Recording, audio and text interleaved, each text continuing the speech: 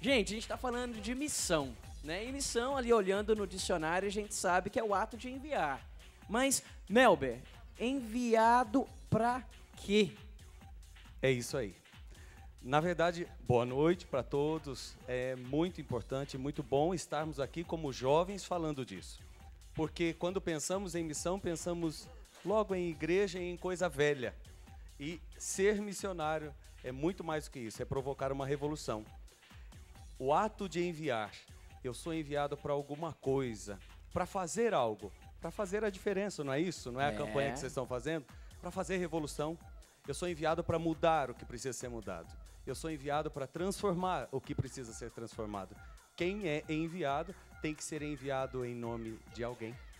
Tem que ter um bom objetivo, porque senão não provoca nada, não faz nada, não transforma ninguém, não transforma nada, nem a si mesmo, que é o primeiro campo de missão. É isso aí. Antônio, o Papa Bento XVI disse que a juventude ela é chamada a se transformar nos novos missionários, né? Que tem como campo de missão as ruas, as cidades, mas como ser um jovem missionário nessas realidades cotidianas? Boa noite também a todos.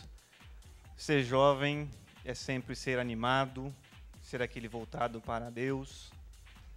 Mas, como diz Bento, Papa Bento, começa em nós mesmos, os jovens, né? Começa de nós, como presença de Deus em nós, para nos tornar presença para o outro.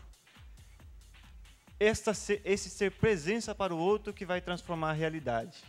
Não é querer ir mudar a realidade ou querer fazer algo, mas primeiramente ser presença de Deus na vida do outro. Aí vamos começar a fazer missão.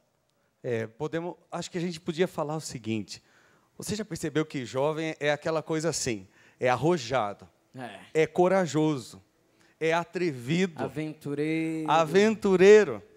Vamos fazer isso por algo que realmente vale a pena.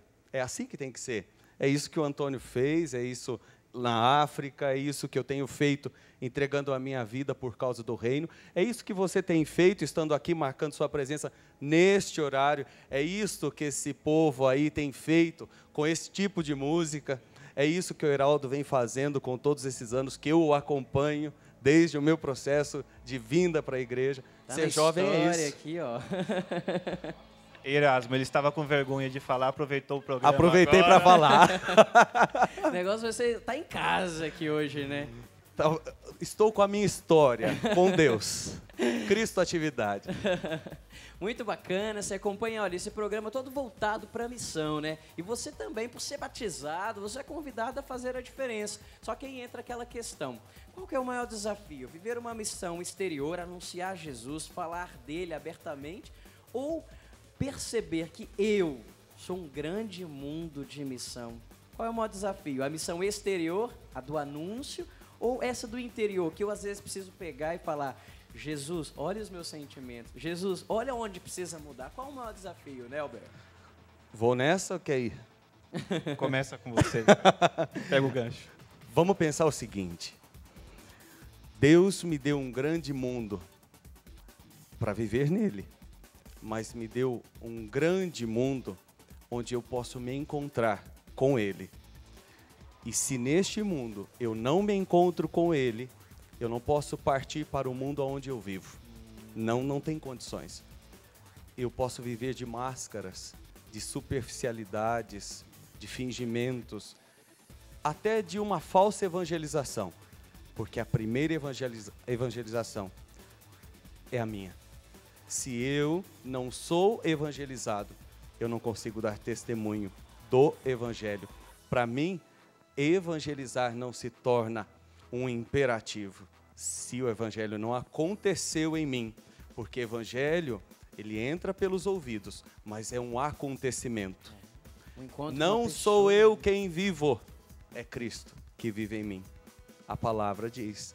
E os santos missionários já foram um grande exemplo disso. E o bacana é que o Papa João Paulo II, na Redemptoris Missa, ele fala disso de uma maneira tão boa, né? Para que a missão? A missão é porque eu tive um encontro primeiro, e eu não consigo me conter, e eu quero que toda pessoa, né, e todo ser humano, ele também se encontre com essa pessoa que é Jesus. Né? Cara, eu matei a minha sede, e eu quero que os outros matem também. Eu não posso deixar eles passando sede. É minha missão, é porque eu não consigo conter isso dentro de mim.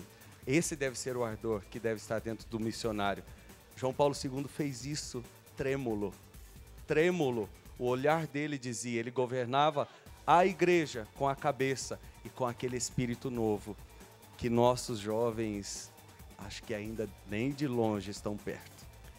Nem de longe. Quando se trata de missão, como o Nelber está dizendo aqui, matou a sede, eu duvido, Nelber. Porque a sede sempre aumenta, né? Sempre aumenta. É um rio de água viva. Porque você faz uma experiência de sair de si. Primeiramente, você, ao fazer a mala, né? O missionário, a primeira coisa é fazer a mala. Então, começa dali. A deixar um livro, a deixar uma roupa, a deixar um sapato, alguma coisa. Aí já começa a deixar pai, deixar mãe, deixar família, deixar cultura, deixar o modo de falar. Vai se perdendo tudo isso. Ou você vai colocando de lado, pelo menos, né? Porque nada disso se perde. Tudo vai se transformando dentro de você e vai tomando uma dimensão muito mais profunda. Então a missão é cativante, é viciante, mas é muito bom. É sempre mais, né? É. Quando se fala de missão, a gente já pensa assim, poxa, eu vou fazer uma cesta básica, eu vou descer, né, numa comunidade carente, eu vou doar. Isso também é missão. Ou, não, vou pegar a Bíblia, eu vou para a praça pública, vou anunciar o Evangelho. Também é missão. Tá, mas como viver uma missão plena, atendendo às necessidades mais profundas, sem cair numa filantropia barata e sem cair num espiritualismo que não atende a uma necessidade? Bom, vamos falar de uma experiência que eu passei, né, em Moçambique. Porque, assim, eu vejo para a disponibilidade, que é um carisma dos deonianos muito forte, estar disponível. Estar disponível é estar de ouvido naquilo que Deus fala. Se é numa cesta básica, se é para ouvir o irmão, se é para fazer uma correção fraterna, o ser missionário está encarnado em cada um naquilo que nós somos, como pessoa, naquilo que Deus nos constituiu como humanos, né? Então, em Moçambique, eu estava dormindo tranquilamente lá pelas 2, 3 horas da manhã. E aí, chegam as pessoas de fora, chamaram lá o porteiro. O porteiro foi chamar os fráteres, porque geralmente os padres lá já são mais de idades. E nós fomos para trabalhar, colocar a mão na massa, para estar junto com o povo, para fazer a presença deoniana brasileira lá em Moçambique. Então, foram me chamar. Aí bateram na minha janela lá, eles chamam de irmão lá. Irmão, irmão! Aí eu lembro de Eli, né? Irmão, irmão! Aí eu, já estou de pé, que foi? Porque 2, 3 horas da manhã, só alguma coisa que aconteceu extraordinária, né? Tem um senhor aí fora, eu já falei para ele que não era para te chamar, porque eles têm um certo respeito com a pessoa religiosa, ainda mais o branco, né? Então, me chamou mesmo assim, eu falei, não tem problema, vamos lá atender essa pessoa. Aí fui atender essa pessoa, para dizer assim, estar de ouvido, atento, no que Deus quer falar para você, no que Deus quer falar para você que está aí assistindo este programa, esta música, esta evangelização, o que Deus quer falar em cada momento. Isso eu acho que é ser missionário. Primeiro a escuta, depois o resto Deus vai encaminhar. Nós deonianos temos uma lição muito bonita do nosso fundador. É uma frase que nos guia, que guia o nosso fazer. Ele diz assim, na verdade 2 frases, vou aproveitar que tem um espaço. Ele diz assim, para tempos novos, obras novas. Isso deve nos guiar. Padre Léo era deoniano. Ele não foi como o Padre Deon, ele foi Padre Deon no seu tempo. Bacana. Você faz parte da Canção Nova. Você não é o Padre Jonas, mas tem que encarnar o carisma do fundador no tempo em que você tem que atuar. E uma outra ideia de Padre Deon. Para quem quer mudar, A sociedade não pode ter ideias tímidas. Tem que provocar revolução.